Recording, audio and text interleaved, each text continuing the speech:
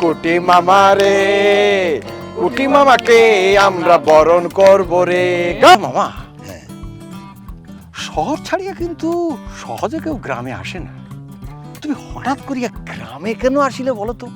তুমি এখানে, তোমাকে আমি কত জায়গায় খুঁজলাম।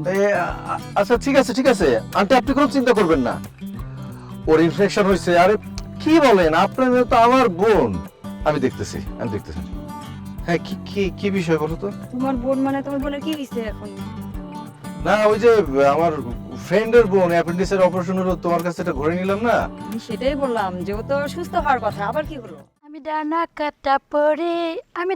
কাটা পড়ে টেটা সামার সেলফি নিতে লাগাই হুড়োহুড়ি। হাই রে কি যে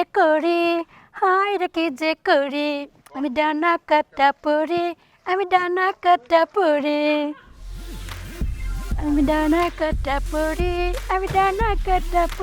কোয়ার্টার ভাইরাল। আসসালামু আলাইকুম ভাইয়া। ওয়ালাইকুম আসসালাম। ভাইয়া এ কি বলছেন? কেন? এ কেমন নাম? আমি হাফ ভাই। ও তুমি তো হাফই ভাইরাল। আমি ভুলে গেছিলাম তুমি যে হাফ ভাইরাল। তুমি এটা কি করতেছো? ভাইয়া হ্যাঁ? জানেন না, হ্যাঁ। আমি মানে টিকটক কইরা ভাইরাল হইতে চাই। তোমার- সবাই আমাকে চিনবে, জানবে। মানে কি আর বলবো, ওই যে থাকে না সেলিব্রিটিরা এইরকম হ্যাঁ। এইরকম ওহ। এইরকম, এই তো আমি ভাইরাল হতে চাই। আচ্ছা আচ্ছা, তোমার কি লেটেস্ট কোনো ভিডিও ভাইরাল হয়েছে? আপনি দেখেননি? না। হয়েছে তো, কোনটা দেখবেন। কোনটা? না না, তুমি শোনাও। শোনাবো? হ্যাঁ শোনাও। ওই যে আছে না, হ্যাঁ। নতুন নতুন পায়রা গুলি দিচ্ছে।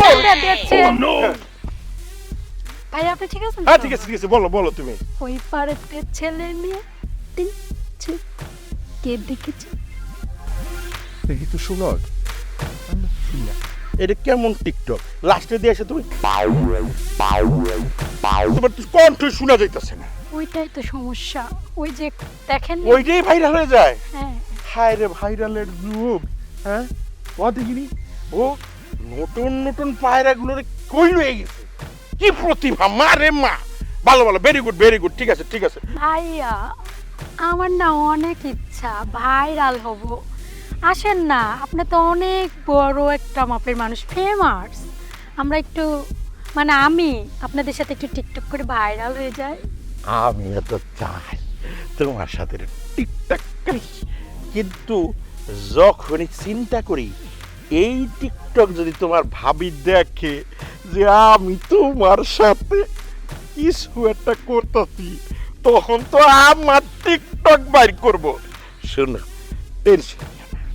শহরে গিয়া বস লাগাবো, আলগা চুল লাগাবো, তখন তোমার সাথে টিকটক করবো। কি কাজ? ভাইয়া সত্যি বলছেন? সত্যি, তুমি টিকটক বানাও, ঠিক আছে?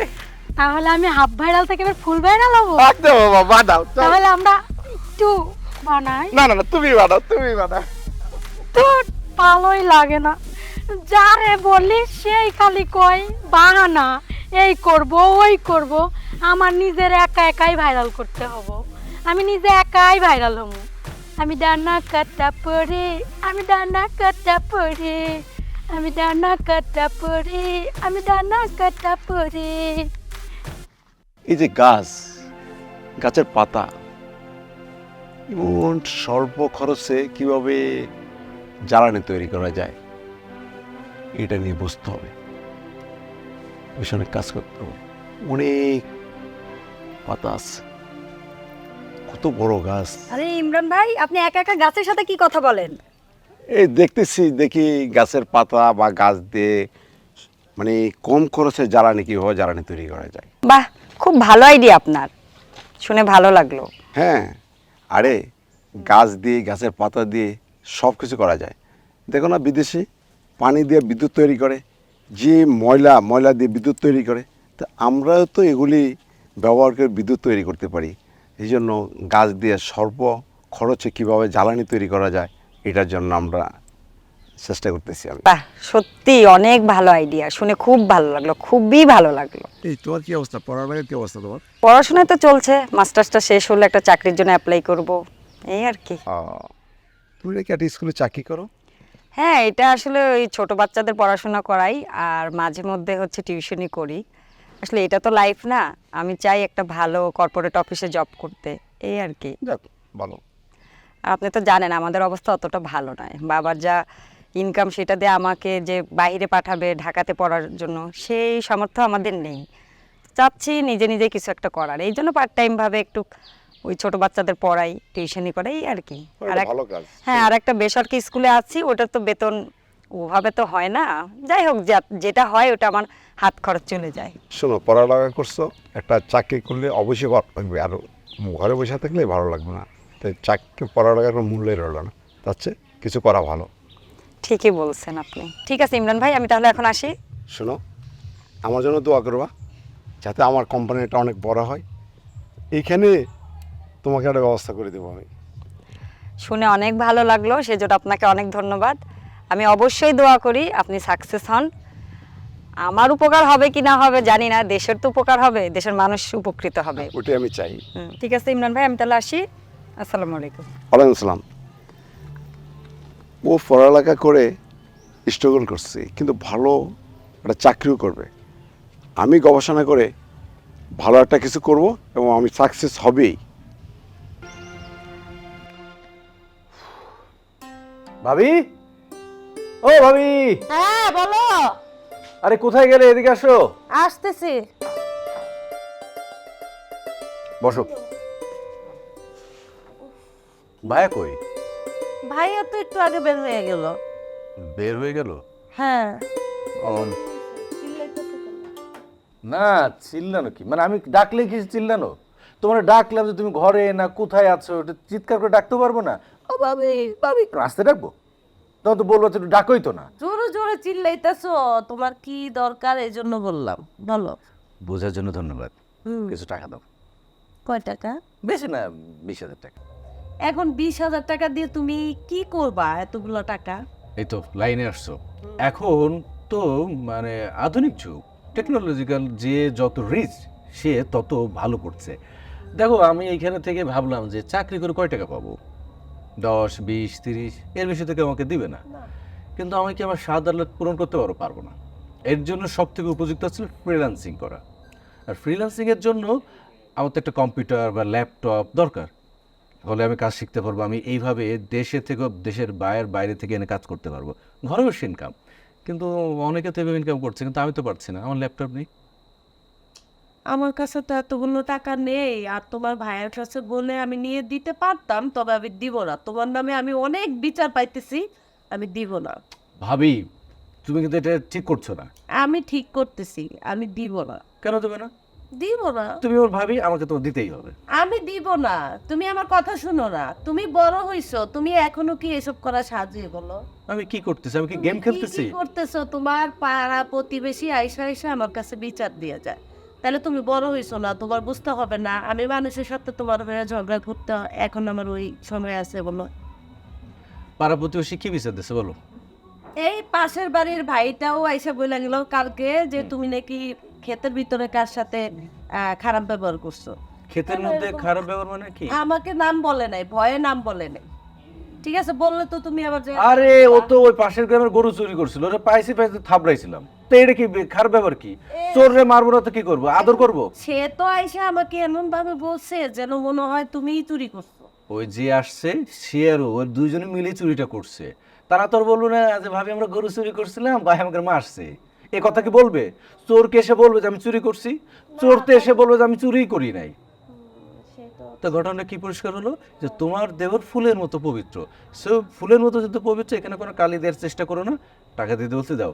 তো আমি শোনো, চাই আমার দেবরটা সবসময় ফুলের মতো পবিত্র থাক, ঠিক আছে? আর আমি তোমার ভাইয়ের সাথে কথা বলবো আজকে আসলে। মানে হয়েছে কি, ল্যাপটপ তো 50,000 টাকার নিচে তো পাওয়া যাবে না। 20,000 কেন বললাম, ওই একটা সেকেন্ড হ্যান্ড একটা ল্যাপটপ দেখলাম, তো পড়ানো হচ্ছে, ঠিক আছে আগে সেকেন্ড হ্যান্ড ল্যাপটপ নিয়ে কাজ করি, তারপর পারলে বা ভালো করে যখন অর্ডার পাবো তখন নিজের টাকা দিয়ে বড় একটা ল্যাপটপ কিনে নেবো। আইডিয়াটা কেমন? মাই গড, এত বুদ্ধিমান হয়ে গেছে, বড় হয়ে গেছে। ঠিক আছে, আমি আজকে তোমার ভাই আসলে তোমার ভাইকে বলে দেখি আমি যেতটুকু পারি নিয়ে দিব, তবে পুরোটা দিতে পারবো কিনা আমি জানি না। পুরোটা না, 20 তো 20 দিবা, যদি পারো তো 30 দিলা।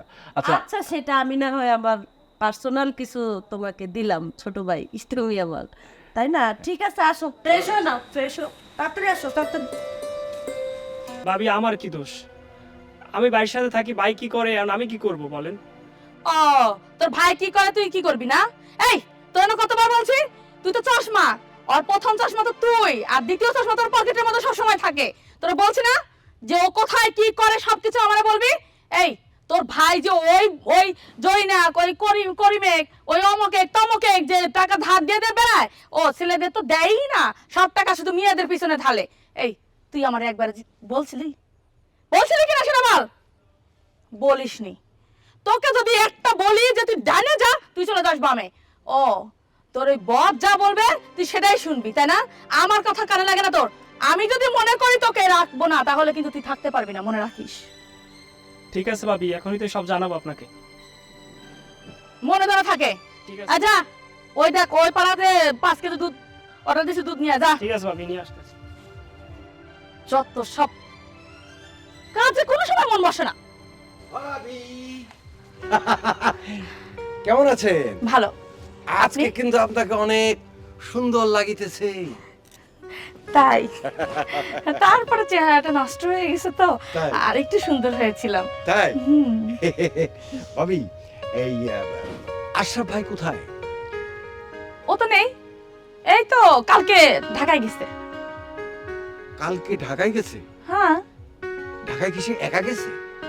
কেন? একাই তো গেছে। আচ্ছা ভাবি, একটা কথা আপনি আমাকে বলেন তো, আশরাফ ভাইয়ের সাথে আপনার সম্পর্কটা কেমন? ভালো। স্বামী স্ত্রীর একটা সম্পর্ক তো ভালো থাকবে, আর আমাদের তো কোনো জিনিসের অভাব নাই, সেই ক্ষেত্রে আরো ভালো। ঠিক। তবে ভাবি, আমি যা দেখিতেছি আর আমি যা বুঝিতেছি, তাহাতে মনে হইতেছে আশরাফ ভাই কিঞ্চিত আপনাকে ঠকাইতেছে। না, ওই ধরনের লোক না। ভাবি, আপনি কি শিওর যে আশরাফ ভাই আপনাকে ঠকাইতেছে না? আমি তো শিওর আমাকে তো ঠকাচ্ছে না। ভাবি, পুরুষ মানুষ কিন্তু বড়ই জটিল। আমি নিজে একজন পুরুষ, যদিও এখনো বিবাহ করি নাই, তারপরেও কিন্তু আমি অনেক কিছু অনুধাবন করতে পারি, আর অনুধাবন করতে পারি বিধায় কিন্তু আমি কবিতা লিখিতে পারি। এখন আমি আপনাকে কিছু গোপন কথা বলিব, কিন্তু আমাকে ওয়াদা করিতে হইবে এই কথা আপনি ঘুণাক্ষরেও কাহাকে বলিতে পারিবেন না। না, কাউকে বলবো না। সত্যি তো? সত্যি। ভাবি, আমি নিজের চোখে যাহা দেখিয়াছি তাহাই কিন্তু আপনাকে বলিতেছি। কথাটা শুনিবার পর আপনি কি করিবেন উহা আপনার বিষয়, কিন্তু আমি যেন পরবর্তীতে কোনো সমস্যার সম্মুখীন না হই। কি ঠিক আছে তো? ঠিক আছে। গত পরশু আমি নদীর কিনার দিয়ে যাইতেছিলাম, যাইতে যাইতে যাইতে যাইতে একটি কবিতা আওড়াইতেছি। হঠাৎ একটি গাছের আড়ালে দেখি দুইজন লোক নড়াচড়া করিতেছে, একজন পুরুষ একজন মহিলা। পুরুষটি বেশ স্বাস্থ্যবান আর মহিলাটি কিঞ্চিত স্বাস্থ্যবান। আমি তো ভাবিলাম আশরাফ ভাই আর আশরাফ ভাইয়ের বউ, অর্থাৎ আপনারা দুইজনই মানে ওইখানে রহিয়াছেন। ইহার পরে আমি আস্তে আস্তে আস্তে করিয়া কাছে গিয়া দেখিলাম, ওমা, একজন অপরিচিত নারী, তাহার সাথে আশরাফ ভাই গুজুর গুজুর ফুসুর ফুসুর করিতেছে, কানে কানে কি যেন কহিতেছে। ভাবি, বিষয়টা দেখিয়া আমার তো মাথা চক্কর দিয়া উঠিল। আমি ভাবিলাম ইহা নিশ্চয় কোনো গোপন বিষয়। আপনি জানেন কিনা ইহা আমাকে জানিতে হইবে, এই কারণে তো আমি আজকে এখানে আসিয়াছি। মহিলাটি কে ভাবি? আপনি কি তাকে চেনেন? না, আমি একটু চিনি না। আমি কি দেখেছি? তাহলে কিভাবে চিনবো? আপনিই বলেন। আপনি ভাই আমার এইরকম ভাবে ঠকাইতেছে, আমি তো ভাবতেও পারছি না ভাই। ভাবি, কান্নাকাটি করা যাইবে না। আপনি থামেন। আরে, আপনি যেভাবে কান্নাকাটি করিতেছেন আমি নিজেই তখন বিপদে পড়িয়া যাইব। আপনার এই কান্না দেখিলে আবার ভাবিবে আমি মনে হয় আপনাকে প্রহার করিয়াছি, না হইলে কিছু একটা করিয়াছি, নাহলে আপনি কানিবেন কেন? কান্নাকাটি করা যাইবে না। থামেন থামেন, শোনেন ভাবি, আপনি যেটা করিবেন সেটা অতীব গোপনে। আরে ভাই, একটি বাড়ির সমস্ত চাবি তো থাকে মেয়েদের হাতে। আপনি চাবিটা যেভাবে ঘুরাইবেন সংসারটাও ওই একইভাবে চলিবে। কাজে শায়েস্তা যা করার আপনি করিবেন। কিন্তু ভাবি, আপনি কিন্তু আমাকে কথা দিয়েছেন যে আমার কোনো কথাই কিন্তু আপনি আশরাফ ভাইকে বলিবেন না, বলিবেন না কিন্তু, ঠিক আছে? আশরাফ ভাই এইভাবে গোপনে গোপনে অনেক অন্যায় কর্মকাণ্ড করিয়া থাকে। তাকে টাইট দেওয়ার দায়িত্ব আপনার। আপনি তাকে ঠিক মতো টাইট দিবেন, কিন্তু কেহ যেন ঘুণাক্ষরে বুঝিতে না পারে। ভাই, আমার খুব ভালো লাগছে আপনি যে আমাকে এত বড় একটা গোপন তথ্য দিলেন। আচ্ছা ভাই, আপনি কি করেন? আমি হ্যাঁ, আমি আবার কি করি? এই যে করি, কি করি? কি? কবিতা লেখি। ও, হ্যাঁ। কবিতা। হ্যাঁ। তাহলে তো আপনি মস্ত বড় কবি। আর আপনার চরিত্র মনে হয় আপনার ভাইয়ের মতো না, না না, অনেক না, ভালো। অবশ্যই কবিদেরকে হতে হয় আকাশের মতো, কবিদেরকে হইতে হয় বাতাসের মতো। তারা সর্বত্র ভাসিয়া বেড়ায়, সর্বত্র উড়িয়া বেড়ায়। এ প্রকৃতি, এ গাছ, এ নদী, এ নালা, এ নারী, সমস্ত সৌন্দর্যকে বুকের মধ্যে ধারণ করিয়া একজন কবি সবকিছু লিপিবদ্ধ করে। হ্যাঁ। তাইলে ভাই, কথা হচ্ছে কি, আমার একটা বোন আছে, অনেক সুন্দর, কিন্তু এই গায়ের রংটা একটু কালো, মানে আমার চাইতে হালকা একটু কালো। কিন্তু জানেন, ওর না মন বিশাল বড়, ঠিক আপনার মতো। ও যেমন, এই যে আপনি যেমন বললেন, নদী, নালা, খাল, বিল, পশু পাখি সব ভালোবাসে, তার মানে কি বুঝাচ্ছে? আপনার মতো মনটা ওর বিশাল বড়। তাই বলছিলাম কি, টাকা পয়সারও আল্লাহ দিলে কোনো কমতি নাই, বাড়ি গাড়ি আপনাকে সব দিবে, যেহেতু আপনি কবি মানুষ। আর আমি তো আছি বোন, আমি তো দিবই। তো তাই বলছিলাম কি, ভাই, আমার বোনটা যে আপনার মতো যদি এত সুন্দর মনের একটা বর পাইতো, তাহলে আপনারা দুজন অনেক সুখী হইতেন। তাহলে আমি আমার খালুজানের সাথে কথা কয়া সব ঠিকঠাক করে ফেলে দেই। এই ভাবি, আপনি আমাকে একটি বিবাহের প্রস্তাব দিয়েছেন, ইহাতে আমি যার পর নাই খুশি। মানে আপনি যে আমার অভাবটা বুঝিতে পারিয়াছেন, এর জন্য অসংখ্য ধন্যবাদ। কিন্তু ভাবি, সমস্যা হইয়াছে কি, মানে বিবাহ করিবার মতো প্রস্তুতি এখন এই মুহূর্তে আমার হাতে নাই। আমি ঠিক বুঝিতে পারতেছি না আমার বিবাহ করাটা উচিত হইবে নাকি অনুচিত হইবে। আমি একটু চিন্তা ভাবনা করিয়া দেখি, তারপরে যদি আমার মনে হয় যে না, আমার এখন বিবাহটা করা উচিত, আমি নিশ্চয়ই আপনাকে জানাইবো। অসংখ্য ধন্যবাদ ভাবি, আমি এখন আসি। আসসালামু আলাইকুম। ওয়ালাইকুম আসসালাম। বনে বাজারে ঘুরে ঘুরে ঘুরে ঘুরে ঘুরে ঘুরে 2-1 লাইন কবিতা লেখে। আমি খালুরে কয়া একটা বাড়ি গাড়ির ব্যবস্থা করে দিতে পারতাম, তোরা দুজন মিলা বনে বাজারে ঘুরা ঘুরা কবিতা লিখতি, কত না সুখে সংসার হইতো। তা ভাল লাগলো না, যত সব। ও তোর ভাই এবার আসুক, ওরে কিভাবে টাইট দিতে হয় এইবার দেব। ঢাকায় থেকে আগে আসুক।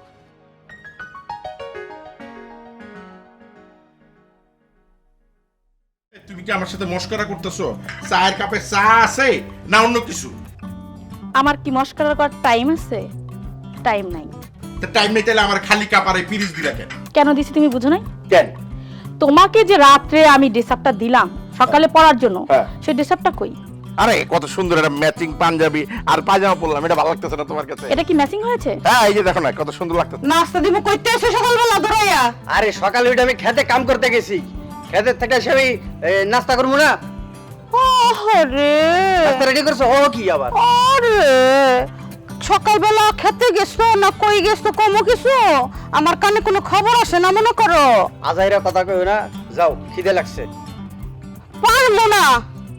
আপনি কি মনে করেন আপনি আমারে বিদায় করে আরেকজনকে ঘরে আনবেন? এটা কি আমার কানে খবর আয় নাই? কি হইছো তুমি? তুমি যে কত স্বামী আমার। তুমি মানুষের ভালোবাসার কেন মূল্য দাও না? ঠিক বুঝলাম না। বুঝলে না, তাই তো? ওই যে একটা গান আছে না, মধু খয় খয় বিষ খাওয়াইলা কোন কারণে ভালোবাসার দাম ন দিলা। বুঝি নাই। আরে ওই যে গানের মধ্যেই তো বলা হচ্ছে যে মধু খই খই বিষ খাওয়াইলা কোন কারণে ভালোবাসার দাম না দিলা। ও আচ্ছা, এটা তো একটা গান। কে কবে কাকে নিয়ে লিখেছে সেই দোষ আপনি আমার উপর কেন চাপিয়ে দিলেন?